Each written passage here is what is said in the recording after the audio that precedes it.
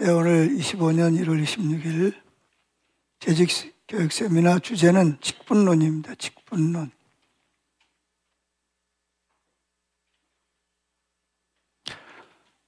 크게 네 가지로 말씀드릴 수 있는데, 직분이란 무엇인가? 직분 맡기에 합당한 자, 직분 맡은 자는 누구인가? 직분 맡은 자의 자세. 이 말씀드린 부분인데 좀 더 한번 살펴보려고 합니다. 이끄는 말 다 같이 한번 읽어볼까요? 성경은 직분 맡은 자를 표현하기를 그리스도의 군사라 했습니다. 군사는 자신의 생업에 얽매여 있지 않습니다. 군사는 자신의 의지로 행동하지 않습니다. 군사에게는 둘째란 없습니다. 싸움에서 지는 것은 곧 죽음을 의미하기 때문입니다. 또한 성경은 직분 맡은 자를 그리스도의 일꾼이라고 말하기도 합니다. 일꾼의 특성 또한 자신의 일이 아니라는 것입니다. 주인은 게으른 품꾼을 다시는 쓰지 않습니다. 일 맡은 일꾼의 마땅한 도리는 힘써 맡은 일에 충성하는 것입니다.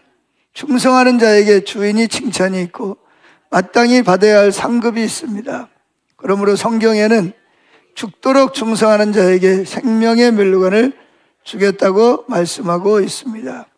추수 때가 되어 주인이 오실 때 충성된 일꾼은 주인과 함께 즐거움에 참여하나 게으르고 나태한 자는 밖에서 슬피 울며 이를 갈미 있습니다. 그러므로 주님과 만나 회개할 때까지 직분 맡은 우리는 죽도록 충성을 해야겠습니다.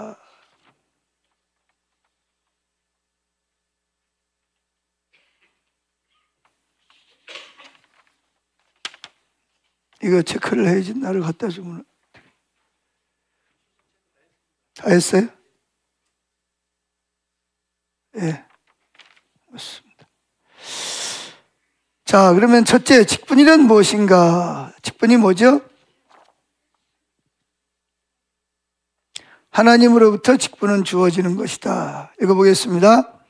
인류 최초의 직분 맡은 자는 에덴 동산의 관리자인 아담입니다. 하나님께서는 동쪽에 에덴 동산을 지으시고 아담을 그곳에 두어 동산을 다스리며 지키게 하셨습니다.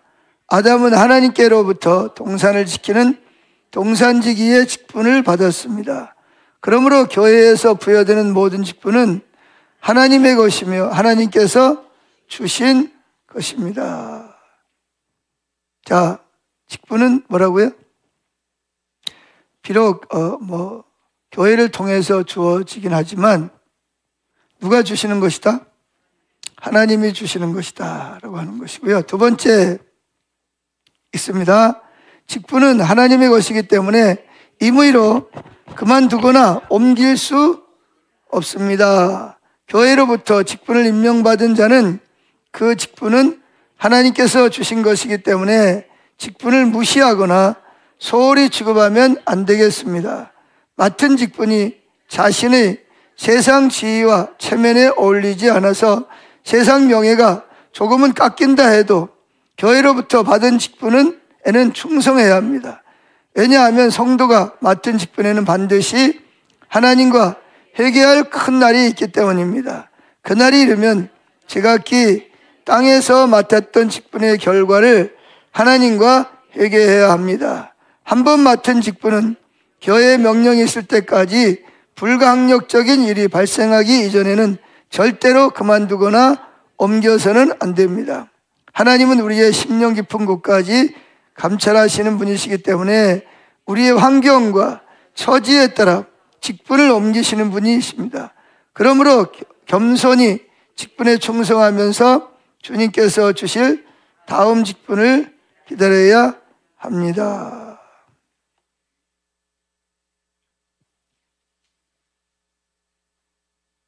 설명을 해야 되는데 설명할 힘이 없네.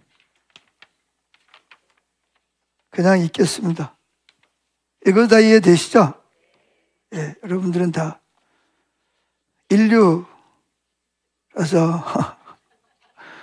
인류인 제가 설명을 안 해도 여러분들이 다 알아서 하시니까. 3번. 자, 직분은 무엇인가 해서 3번. 직분은 반드시 보상이 있습니다. 있죠? 성도의 소망은 영광스러운 하늘나라에 있습니다. 하나님의 즐거움과 영광에 참여하는 그날은 교회가 기다리는 최고의 날입니다. 성도가 이 땅에서 하나님의 이름으로 행한 모든 일은 크고 즐거운 날에 하나님께서 갚아 주실 것입니다. 그러므로 하늘나라에 대한 소망의 줄이 튼튼한 자는 감추어진 보화를 찾기 위해 자기 소유를 다 들여 밭을 사는 자와 같습니다. 하나님께서 갚아주실 보상의 줄이 견고한 자는 주신 직분을 위해 시간을 들이고 물질을 들이고 열심과 정직으로 하나님의 일에 충성합니다. 충성하고 계시죠? 두 번째, 직분 맡기에 합당한 자. 1번, 작은 1번. 그리스도의 공로로 거듭난 자라야 합니다. 자, 읽어봅니다. 하나님께서 이 땅의 많은 사람들 중에서 그리스도의 공로를 힘입고 성령으로 거듭난 자를 사용하십니다. 주님께서 자기의 일꾼으로 부르시는 자는 주님을 사랑하여 그분 없이는 살 수 없는 자입니다.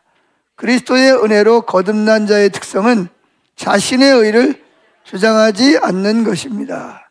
범사에 그분의 은혜를 감사합니다. 범사에 주님으로 기뻐합니다. 자신에게 맡겨진 직분에 강한 애착을 가지도록 죽도록 충성합니다. 자, 직분을 맡기에 합당한 사람. 두 번째, 작은 두 번째, 주님은 주님의 것을 가지고 일하는 자라야 합니다. 일꾼은 자기의 뜻대로 일하지 않고 주인의 말씀과 계획을 따라 일합니다. 이처럼 직분 맡은 자는 자기 뜻대로 하지 않고 주님 뜻대로 주님 것을 가지고 일해야 합니다. 그러기 위해서는 주님의 것들을 자기 속에 많이 담고 있어야 합니다. 질그릇이 보화를 담듯 깨어질 질그릇과 같은 우리 안에 말씀, 기도, 능력 등 하나님의 것들을 채워야 합니다. 자세한 내용은 빌립보서 3장 7절부터 9절, 마태복음 10장 5절부터 15절까지 읽어야 되는데 여러분들이 집에 가서 읽어보세요. 네, 빨리 끝낸다 그러니까 좋아가지고.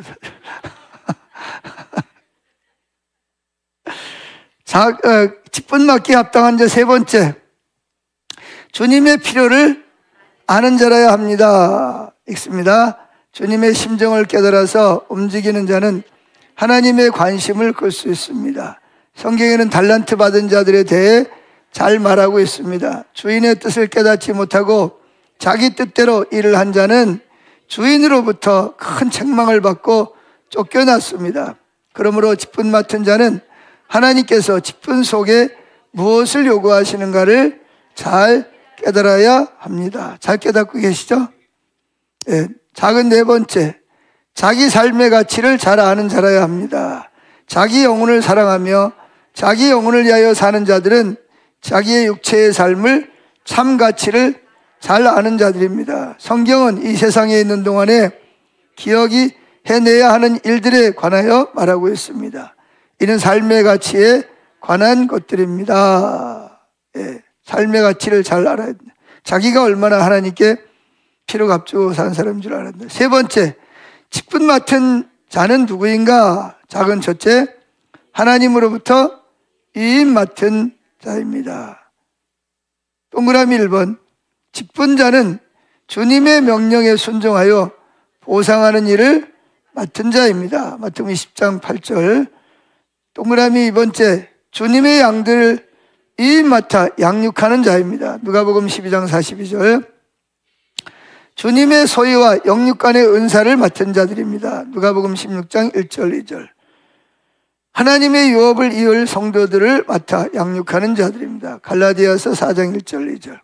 바른 교훈으로 권면하고 거슬려 말하게 하는 자들을 책망하는 자입니다. 디도서 몇 장인지 남네.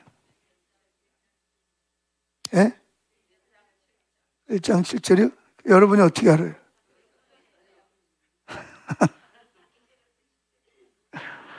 자, 동그라미 6번째.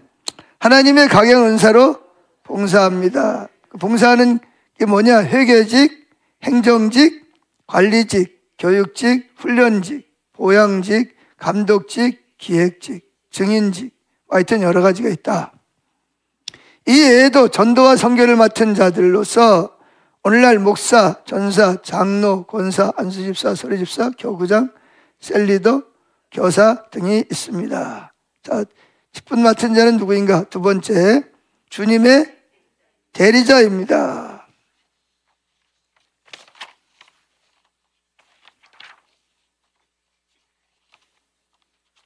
제가 좀 크게 피곤해가지고 글씨를 좀 크게 해오라고 그랬어요. 자, 읽어보죠.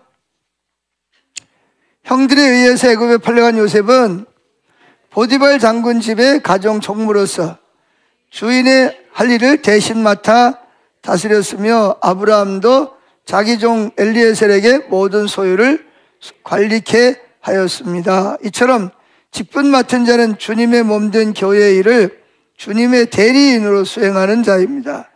그러므로 이를 위하여 직분 맡은 자는 주인의 마음에 꼭 들도록 일을 처리해야 합니다. 두 번째, 잘못되는 경우에는 본인이 책임을 져야 합니다. 그러므로 주님의 일을 맡은 직분자들은 어려운 일을 맡을수록 오히려 감사해야 하며 적은 일에도 실망하지 않고 충성해야 합니다. 엘리에셀이 주인인 아브라함의 명을 받아 주인의 아들 이삭을 위해 먼 길을 떠났을 때에도 맡겨진 사명을 잘 감당하게 해달라고 3번이나 엎드려 기도했던 것처럼 직분 맡은 자는 기도해야 합니다. 여러분 직분 위해서 기도하죠? 잘 감당하게 해달라고. 작은 세 번째, 주님 뜻대로 일하는 자입니다. 마태복음 16장 39절 시작. 직분자는 자기가 하고 싶은 대로 일을 할 수 있는 자율자가 아니라 주님의 뜻을 따라 해야 하는 타율자입니다. 그러므로 직분 맡은 자는 주인의 뜻이라면 하기 싫어도 자신의 의지와 상관없이 해야 합니다. 교회의 직분자는 반드시 교회에 유익을 주어야 합니다. 모든 일을 먼저는 교회의 유익을 위해서 처리해야 하며 어떠한 경우도 교회에 해를 끼쳐서는 안 됩니다. 예. 이런 직분 맡은 사람들은 반드시 그렇게 해야 된다. 그러니까. 그 다음에 4번째입니다. 직분 맡은 자의 자세 있습니다.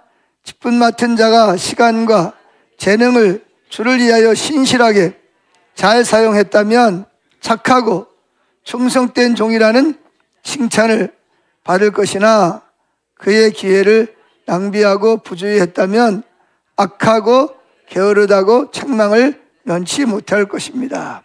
직분 맡은 자는 직분에 합당한 자세를 가질 때 그 직분에 합당한 열매를 맺을 수 있습니다. 작은 첫째, 직분 맡은 자의 자세. 1번, 작은 1번, 직분 맡은 자는 하나님께서 택하여 주신 것을 감사해야 합니다. 바울도 그랬죠. 만삭되지 못한 나를 사랑하여 나에게 귀한 직분을 맡기셨다 그랬습니다. 계속했습니다. 하나님께서 주신 직분은 의무로 하신 것이 아니요 택하여 부르심입니다. 에레미야에게 말씀하시기를 내가 너를 복중에 짓기 전에 너를 알았고 내가 태에서 나오기 전에 너를 구별하였고 너를 열방의 선지자로 세웠노라 하셨습니다. 이 땅 위에는 지혜롭고 유능한 자들이 얼마든지 있지만 하나님께서는 자기의 뜻에 합한 자를 택하여 쓰십니다. 그러므로 직분 맡은 자는 하나님께서 불러주신 것을 항상 감사해야 합니다.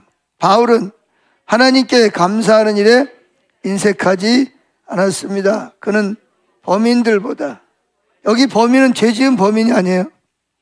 일반 사람들보다 월등한 가정환경, 가문, 지위, 학식을 가지고 있었습니다. 그럼에도 그는 하나님 앞에서는 죄인 중에 괴수라고 했으며 하나님께서 자신을 미말해, 그게 뭐예요? 아주 천한 자로 두셨다 했으며 만삭되지 못한 자라고 했으며 날마다 죽는다라고 하며 늘상 자신을 낮추어 겸손히 주를 섬기며 감사했습니다. 이처럼 직분 맡은 자가 하나님께 감사한다면 그런 자들을 통하여 크게 역사하실 것입니다. 자, 직분 맡은 자의 자세 두 번째, 작은 두 번째. 하나님은 타인을 통해서, 그러니까 안 믿는 사람을 통해서라도 하나님의 일을 이루심을 알아야 합니다.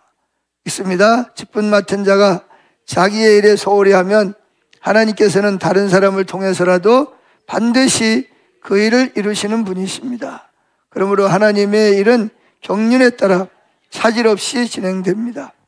직분 맡은 자는 하나님께서는 촛대를 옮기시는 분이심을 깨달아서 교만하여 하나님으로부터 버림받는 자가 되지 않도록 해야 합니다. 직분 맡은 자의 자세 세 번째, 하나님의 뜻에 순응해야 합니다. 직분 맡은 자들은 몸된 교회의 지체로서 교회 일이 성공하도록 하나님의 말씀에 순종해야 합니다. 아론과 홀이 모세를 도와 아말렉과의 전쟁에서 하나님께서 크게 싸우도록 한 것처럼 직분 맡은 자는 교회에서 일하는 주의 종들을 잘 도와야 합니다. 직분 맡은 자의 자세 네 번째, 모이기를 힘써야 합니다. 여기 있습니다. 직분 맡은 자는 교회의 임무를 맡은 자들이기 때문에 그 모임의 이름으로 되어지는 각종 모임에 빠져서는 안 됩니다. 직분 맡은 자가 있어야 할 곳에 있지 않고 다른 장소에 가 있다면 머지않아 그에게서는 하나님의 관심이 떠나고 맙니다. 예수님께서도 나와 함께 하지 않는 자는 나를 반대하는 자요, 나와 함께 모이지 않는 자는 해치는 자라고 말씀하셨습니다. 직분 맡은 자의 자세 다섯 번째, 신앙의 실패자가 되지 말아야 합니다. 제가 밑에 있는데 그냥 넘어갔어요. 실패하지 마세요. 여섯 번째, 하나님을 바라보고 일해야 합니다. 계속 읽습니다. 직분이란 명예로 주어지는 감투가 아니라 일을 위하여 주어지는 것이기 때문에 수고하고 봉사할 때 하나님만 바라보아야 합니다. 사람들에게 칭찬 듣는 것을 즐겨하지 않고 행한 대로 갚으시는 하나님께서 갚아주실 것을 바라보아야 합니다. 사람을 보고 일한 자는 사람에게서 실망을 얻고 하나님을 바라본 자는 하나님께 칭찬을 받습니다. 그러므로 직분자의 받을 대가는 하나님께서 이후에 주실 상급입니다. 일곱 번째, 칭찬받음보다 책망받음을 감사해야 합니다. 사람은 책망보다는 칭찬받는 것을 좋아합니다. 그러나 칭찬은 사람을 교만하게 하고 책망받음은 사람을 경성하게 합니다. 그러므로 직분 맡은 자는 칭찬 듣기를 즐겨하지 말고 책망받음을 기뻐하고 즐거워해야 합니다. 마지막, 직분 맡은 자의 자세 여덟 번째, 늘 자신을 돌아보고 반성해야 합니다. 재판하는 곳에, 공의를 행하는 곳에서 악을 행할 수 없듯이 타인 앞에서 기도해야 할 직분자는 항상 자신을 돌아보고 흠 없는 자가 되도록 힘써야 하며 자기의 눈 속에 있는 들보를 빼야 합니다. 그리고 자기의 잘못을 깨닫고 고쳐나가기 위해서 항상 자신을 돌아보는 반성과 회개의 생활이 있어야 하겠습니다. 만물보다 거짓되고 심히 부패한 것이 인간의 마음입니다. 그러므로 자기 몸을 쳐서 복종해야 하며 주님 앞에서 날마다 죽어야 합니다. 여기 죽으라는 말은 무덤에 들어가는 말이 아니에요. 아시죠? 자기 생각을 내려놓으라는 거죠. 하나님 뜻을 위해서. 이제 맺은 말이네. 예, 끝나는 말입니다.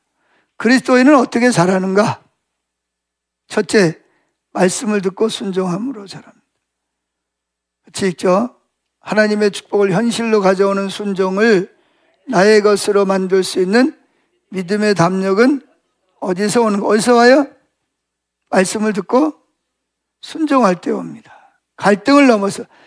여러분, 우리는 아직 하나님 나라가 완성되지 않았기 때문에 사람들이 모인 장소에는 실수가 있고 죄가 있고 갈등이 있을 수밖에 없어요. 갈등이 없는 교회를 찾으려면 어디로 가셔야 돼? 예? 그냥 천국으로 가시면 돼요. 천국에 가는 거기는 완성됐으니까 갈등도 없고 없으니까. 자, 이거 봅니다.